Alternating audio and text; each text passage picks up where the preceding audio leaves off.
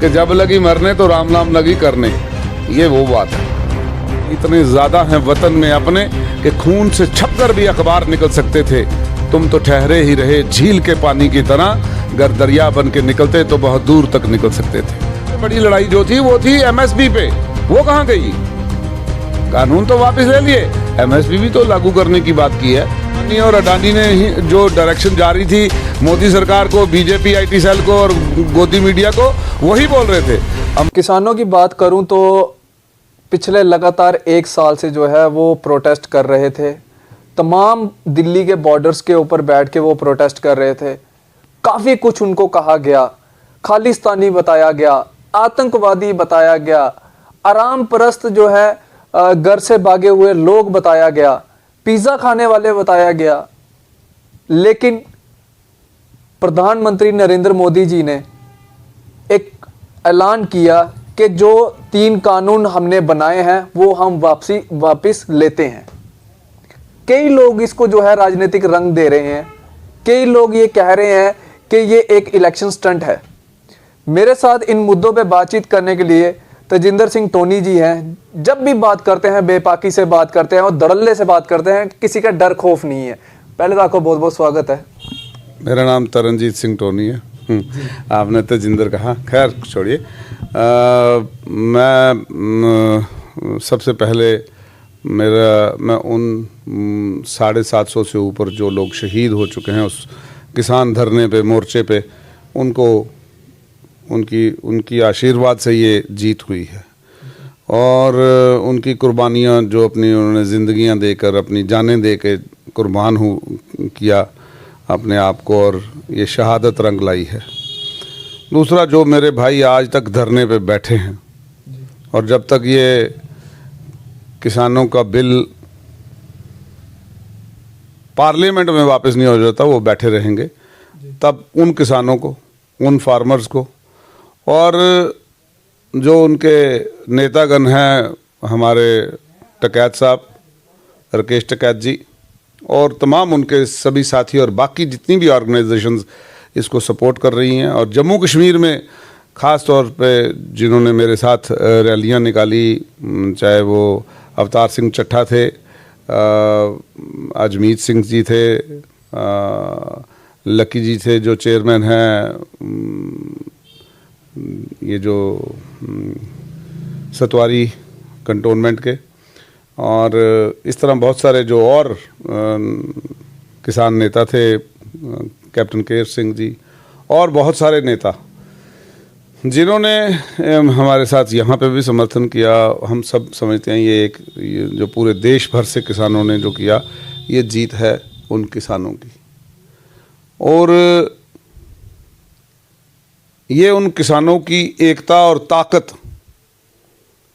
का ही जो है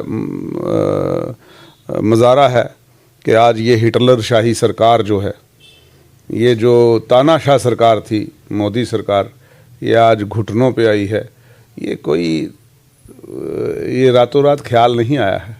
ये यूपी में, पंजाब में, हरियाणा में, या ये 5 स्टेटों में जहाँ इलेक्शन है, यहाँ पे जब ज़मीनी हकीकत देखी, जब ज़मीन खिसकने लगी सियासत की, तो तब इनको जाके आंखें खुली हैं। ये जो मोदी और ये अंबानी और अडानी की सरकार थी, ये उनको जागना पड़ा कि ये किसानों की भी इसमें भूमिका है। जहाँ हमें तख्त व ताज पे पहुँचाया है, इसमें किसानों का भी बहुत बड़ा योगदान था। तो फिर आज उनको ये जागना पड़ा, ये सियासी ज़मीन खिसकते देखकर। फिर कोई ये प्यार नहीं आया किसानों पे, ये मजबूरी है, ये उनकी मजबूरी बनी, ये इलेक्शन स्टंट बनाया है इसको। और लेकिन आज मैं ठीक समझता हूँ कि राकेश टकैत जी ने कहा कि हमको तो बुलाया नहीं गया, हमसे तो कोई बातचीत नहीं हुई, ये यूनिलैटरली एक घर में बैठे डिसीजन किया। ऐसे जुमले बहुत देखे जो इलेक्शन के वक्त चले, बाद में कैंसिल हो गए, बोलते 15 लाख रुपया बोलते देना थोड़ी था, ऐसे ही जुमला था, खुद बोला इन्होंने। तो इस वक्त इसी तरह बहुत सारे जुमले हैं। तो ये भी एक अभी जब तक ये, या तो ये किसानों की जो राकेश टकैत द्वारा इस वक्त संघर्ष चलाया जा रहा है उनको बुलाएं, और किसानों के प्रतिनिधियों को बुलाएं, उनके साथ एक रिटन डॉक्यूमेंट साइन हो, एग्रीमेंट हो कि हम इसको फलां डेट को पार्लियामेंट में पास कर लेंगे। जब बीजेपी का कोई काम का कानून लाना हो या कुछ करना हो तो रातों रात सत्र बुलाया जाता है, तब कोई वो उतनी स्पेशल सत्र आ जाता है। तो इस पर भी स्पेशल सत्र लाएं और मुझे लगता है उसको विड्रॉ कर लें तो फिर तो ठीक है, नहीं तो किसानों को बुला के उनके साथ एक एग्रीमेंट लिखे, सरकार भी करे, मोदी साहब भी हस्ताक्षर करें, राकेश टिकैत जी और उनके भी लोग हस्ताक्षर करें। और ये नहीं है कि इसको विड्रॉ करना है। हमारा सबसे बड़ी लड़ाई जो थी वो थी एमएसपी पे, वो कहाँ गई? कानून तो वापस ले लिए, एमएसपी भी तो लागू करने की बात की है, तो वो हमारी प्राइमरी डिमांड है रादर, तो उसको भी लागू करें। ये किसानों का धरना है, ये अब यूं ही नहीं उठ जाएगा कि मोदी जी ने अनाउंस कर दिया तो उठ जाएगा। अब ये पूरी मांगे मनवा के ही उठेगा, वरना मोदी साहब ये जान लें और बीजेपी तमाम जान ले कि ये ज़मीनी हकीकत आपको रंग लाएगी। अब थोड़े दिन देखें, अभी पूर्वांचल में उद्घाटन किया है प्रधानमंत्री जी ने पूर्वांचल कॉरिडोर का, तो आप देख लें उनकी जो भीड़ इकट्ठा हुई थी उनको सुनने के, वो भी आपके कैमरे पे देखें। और जो अखिलेश यादव को सिर्फ सुनने के लिए, देखने के लिए आए थे उनके अपने महबूब रहनुमा को, तो मैं समझता हूँ वो भी देख लें कि कैसी भीड़ थी। 50,000 से ज़्यादा लोग इंतज़ार कर रहे थे। तो इस तरह ये ज़मीन खिसकती देखे। इन शार्ट एक पुरानी कहावत है, वो आपको बताता चलूँ कि जब लगी मरने तो राम राम लगी करने, ये वो बात है। टोनी जी, ये इन किसानों को मरकज़ी सरकार के द्वारा जो है आतंकवादी, खालिस्तानी, आराम परस्त, घर से भागे हुए लोग, ये सब कहा गया। और उसके बाद आज एकदम से जो है किसी को पता नहीं, ना किसान के जो प्रधान हैं राकेश टिकैत जी, उनको भी पता नहीं, टीवी पे आते हैं, घोषणा कर देते हैं। और क्या लगता है कि ये इस तरह की घोषणा जो है, नहीं, मुझे नहीं लगता किसान इसमें मानेंगे। और राकेश टिकैत जी का बयान आ ही चुका है कि कहाँ कागज़ कहाँ है, किस पे लिखा है, कहाँ है, ये अनाउंसमेंट पे वो घर नहीं जाएंगे। मुझे नहीं लगता किसान धरने से उठेंगे, और ना ही उठना चाहिए। मैं भी इस पक्ष का हूँ कि जब तक कोई रिटर्न समझौता ना हो, क्योंकि ये तो जुमलेबाजी है, कभी भी मुकर सकते हैं। अगर ये 15 लाख से मुकर गए हैं तो ये कौन सी बड़ी बात है। तो इसलिए मैं नहीं समझता हूँ कि इन्होंने जो अपने मैनिफेस्टो से मुकरे हुए हैं वो आज उन पे क्या भरोसा किया जा सकता। तो मैं समझता हूँ कि किसानों को अपना हिम्मत, हौसला और पीसफुल एजिटेशन बनाए रखना है। और आज उस गोदी मीडिया ने और उस बीजेपी के आईटी सेल ने जिन्होंने और उस बीजेपी की लीडरशिप को थूक के चाटना पड़ा, जिन्होंने ये कहा था कि ये आतंकवादी। आज मोदी जी ने क्या कहा? जो किसान भाई मेरे धरने पे बैठे हैं, उन्होंने बोला मेरे किसान भाई जो धरने पे बैठे हैं वो बड़े आराम से घर जाएंगे। इसका मतलब उन्होंने माना कि ये मेरे किसान भाई धरने पे बैठे हैं। लेकिन के बाद उनको याद आया कि ये किसान भाई हैं, क्योंकि ये अंबानी और अडानी ने ही जो डायरेक्शन जारी थी मोदी सरकार को, बीजेपी आईटी सेल को और गोदी मीडिया को, वही बोल रहे थे। अंबानी और अडानी ही ये कहते थे ये खालिस्तानी हैं, ये पाकिस्तानी हैं, ये दहशतगर्द हैं, ये आराम परस्त लोग हैं, ये घर से निकाले हुए किसान हैं, इनकी कोई ज़रूरत नहीं है, किसानी तो जो किसान है वो खेतों में बिजी है।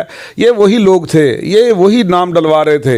ये देख लेना, अगर अंबानी और अडानी जी भी ये देखें कि ये किसानों के घरों में अगर आप डाका डालने जाओगे तो घर आपके भी महफूज नहीं रह पाएंगे। आप भी आपको बनना है तो आप रतन टाटा से सीखें कि कैसे जब वो समाज में निकलते हैं, कि महिंद्रा से सीखें, जब वो लोगों में निकलते हैं लोग खड़े होकर झुक के सलाम करते हैं और दिल से आदर करते हैं। आपको वैसा बनना है। आप तो अंग्रेजों से बदतर निकले, अंबानी और अडानी जैसे लोग। ये सरकार ही पूरी अंग्रेजों जैसी सरकार है, ये तो हिंदुस्तान की सरकार ही नहीं लगती। तो मुझे तो लगता है सब कुछ जो बेचने पे आ गई है। और मैं कहता हूं तमाम अपोजिशन इकट्ठी होकर ये डिक्लेयर करे कि जब भी वो सरकार में आए, जैसे भी वो सरकार में आए, जितना कुछ इन्होंने सरकारी खरीदा है उसको नेशनल एसेट डिक्लेयर करके वापस लिया जाए इन चोरों से, क्योंकि ये हमारे लोगों को धोखे में रख के ये टेलर मेड इनके वो थे क्या नाम जो ऑक्शंस थी वो टेलर मेड थी। तो इसलिए ये मैं सारा एक इन्वेस्टिगेशन का मामला बनेगा जब अगली सरकारें आएंगी। तो अब ये वक्त आ गया है कि हिंदुस्तान जाग जाए। और मैं एक बात कहता चलूँ अपने हिंदुस्तान के नौजवानों से कि हादसे इतने ज़्यादा हैं वतन में अपने कि खून से छपकर भी अखबार निकल सकते थे। तुम तो ठहरे ही रहे झील के पानी की तरह, अगर दरिया बन के निकलते तो बहुत दूर तक निकल सकते थे। हमें दरिया बनना है, हमें ये बताना है, हिंदुस्तान के लोगों को जगाना है और इस अंधभक्ति से लोगों को जगाना है कि हम किसी भी सियासत के खिलाफ नहीं है, लेकिन जो हिंदुस्तान के हक की बात हो वो नहीं कि हिंदू मुसलमान को बांट के जो सियासत है वो की जाए। कब्रिस्तान और शमशान का नाम ले लेके आज योगी जी बता क्यों नहीं रहे कौन सी तरक्की कर दी। आज कब्रिस्तान और हिंदुस्तान और मुसलमान पाकिस्तान यही करना पड़ रहा है। क्यों है ये मजबूर करने पे? क्योंकि काम करने दिखाने लायक कुछ है ही नहीं, कुछ किया ही नहीं। तो इसलिए मैं समझता हूँ जिन्होंने कुछ किया लोगों को याद आ गया यूपी में कि इन्होंने क्या किया था और लोग उनको वापस लाने पे तुले हैं। इसी तरह बाकी रियासतों में भी जो है ये बदले जाएंगे। अब आपको देखना इनकी ज़मीन तंग पड़ गई है, इसलिए मजबूर होकर ये फैसला लिया गया। लेकिन आज भी वक्त है, मैं कहूँगा मोदी साहब आज भी वक्त है, आप लोगों में जाएं और जो उन 750 लोगों से माफ़ी मांगे जो लोग शहीद हो चुके, उनके परिवारों से माफ़ी मांगे, ताकि आपको लोग माफ़ करें और इन बददुआओं से बचें और उन किसानों के घरों में वो रोशनी का दिया जलाएं जिसका आपने वादा किया था कि किसान की आय दुगनी करूँगा। आप आय दुगनी करने लग पड़े अंबानी और अडानी की, किसान को तो आपने दुगना नुकसान कर दिया। 2.5 साल से आज आपको ख्याल आया कि ये किसान बैठे हैं और आपकी लीडरशिप ने, तमाम लोगों ने, मैं कहता हूँ उन्होंने तो उनको क्या कुछ नहीं कहा, तब आप चुप रहे। यही अफसोस की बातें हैं, यही चुभन है अंदर, इसी बात का दुख है कि आप इतना देर खामोश क्यों रहे। आज आप इसका श्रेय भी ले सकते थे, अगर आपने पहले दिन इसका अनाउंसमेंट की होती तो आप श्रेय लेते, इसके हकदार होते। लेकिन आज आप श्रेय के लेने के लिए, आपको घुटनों पे लाने वाले ये किसान हैं और मैं किसानों के साथ हूँ। मैं इतना ही कहते हुए जय हिंद, जय जवान, जय किसान। बहुत बहुत शुक्रिया टोनी जी। तो सुना आपने, बेपाकी से बात की, जो भी गलतियाँ कोताहियाँ जो भी थी वो सामने रखी कि 1.5 साल के बाद जो है हमारे सदर प्रधानमंत्री जो नरेंद्र मोदी जी हैं, उनको 1.5 साल के बाद याद आता है कि ये जो हैं किसान भाई हैं। उससे पहले जो है जो कहते थे, चाहे नेशनल मीडिया दिखाता था या सोशल मीडिया पे आता था कि ये जो हैं आतंकवादी हैं, ये खालिस्तानी हैं, ये घर से निकाले हुए हैं। आज जब ऐलान करने की बारी आई तो ये कहा कि ये मेरे किसान भाई हैं और मैं उनसे दरख्वास्त करता हूं कि वो अपने अपने घरों को चले जाएं। लेकिन दूसरी तरफ बयान जारी हुआ राकेश टिकैत जी का, उन्होंने कहा कि हम तब तक घर नहीं जाएंगे जब तक पार्लियामेंट सेशन के अंदर ये बिल जो है वापस नहीं लिया जाए, तब तक हम जो है यहाँ से नहीं उठेंगे। आप ऐसे ही बने रहे JK News 7 के साथ। मुझे दीजिए इजाज़त, आदाब।